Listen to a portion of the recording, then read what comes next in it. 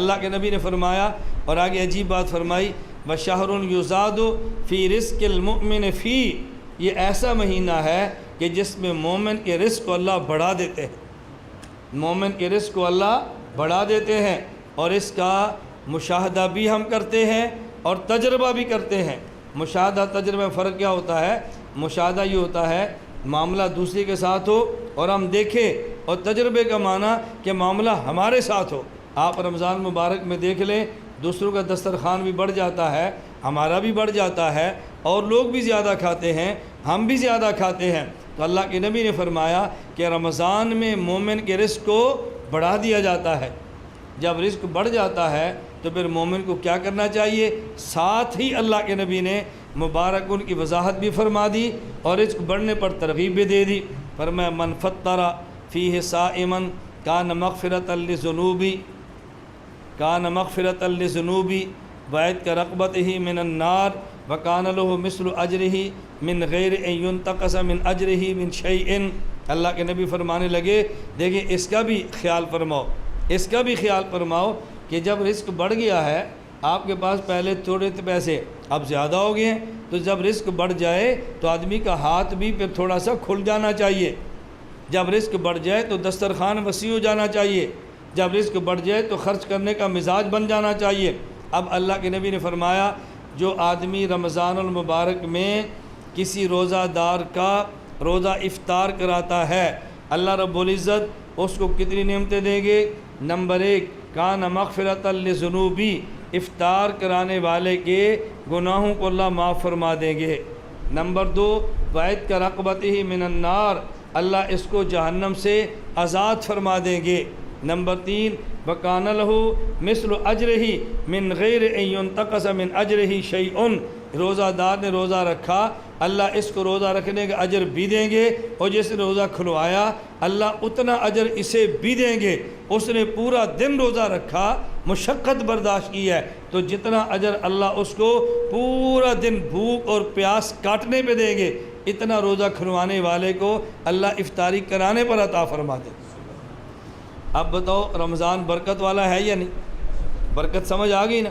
اب برکت سمجھ آئے گی، اگلی بات ساتھ سمجھے تو صحابہ کرام نے فوراً اللہ کے نبی سے پوچھا یا رسول اللہ لیس کلنا یجد ما یفطر الصائم، اللہ کے نبی آپ نے افطاری کی ترغیب تو دی ہے، لیکن ہم میں سے ہر آدمی غنی، مالدار اور صاحب ثروت نہیں ہے، ہم میں سے اکثر لوگ فقیر ہیں، ہم تو کسی کو روزہ کھلوا ہی نہیں سکتے، افطار کرا ہی نہیں سکتے، تو یہ اجر ہمیں نہیں ملے گا؟ اللہ کے نبی نے فرمایا اس کا مطلب یہ نہیں جو تم سمجھے ہو، تمہارے ہاں روزہ افطار کرانے کا معنی یہ ہے وسیع دسترخوان ہو، 4-5 ڈشیں ہو جائیں، میں جو بات سمجھا رہا ہوں وہ سمجھو۔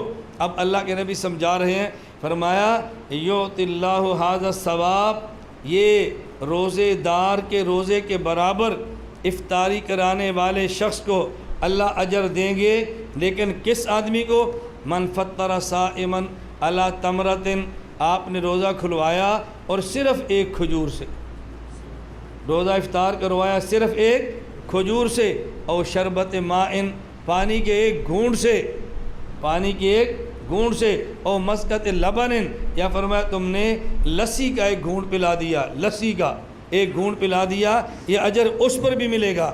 تو افطاری کے اجر کا معنی اب اس حدیث کا شروع کا ٹکڑا سمجھے، رمضان آ رہا ہے جو عظمت والا بھی ہے اور برکت والا بھی ہے۔ اب برکت والا کیسا ہے؟ ایک آدمی نے صبح سے لے کر شام تک روزہ رکھا، 12 گھنٹے نہ کھایا نہ 12 گھنٹے پیا، تو جتنا اجر اللہ اسے عطا فرمائیں گے، آپ نے ایک گھونٹ پانی پلا دیا، اللہ اس ایک گھونٹ پانی پینانے پر اتنا اجر آپ کو دیں گے جتنا اجر روزے دار کو دیں گے، اس کا اجر کم بھی نہیں ہوگا، اور افطار کرانے والے کو اجر بھی اللہ عطا فرما دے۔ تو رمضان برکت والا ہے یا نہیں؟ فرمائے برکت والا مہینہ ہے، اس کا آپ حضرات خیال کرو۔ اور آخر میں نبی پاک صلی اللہ علیہ وسلم نے ایک چھٹی بات ارشاد فرمائی، اللہ یہ ہم سب کو عطا فرما دے۔ فرمایا ومن سقا صائما، یا بطور خاص فرمایا کہ جو روزے دار کو پانی پلاتا ہے، شام کو وقت افطار، سقا شربت پلاتا ہے، پانی پلاتا ہے، جوس پلاتا ہے، لسی پلاتا ہے، دودھ پلاتا ہے، آپ نے یہ نہیں فرمایا کیا پلائے، اتنا فرمایا کہ روزے دار کو پلا دے، اللہ اس کو کیا دیں گے؟ فرمایا سقاہ اللہ من حوضی شربا، اللہ قیامت کے دن اس کو میرے حوض کوثر کا پانی پلائیں گے، میرے حوض کوثر کا پانی پلائیں گے۔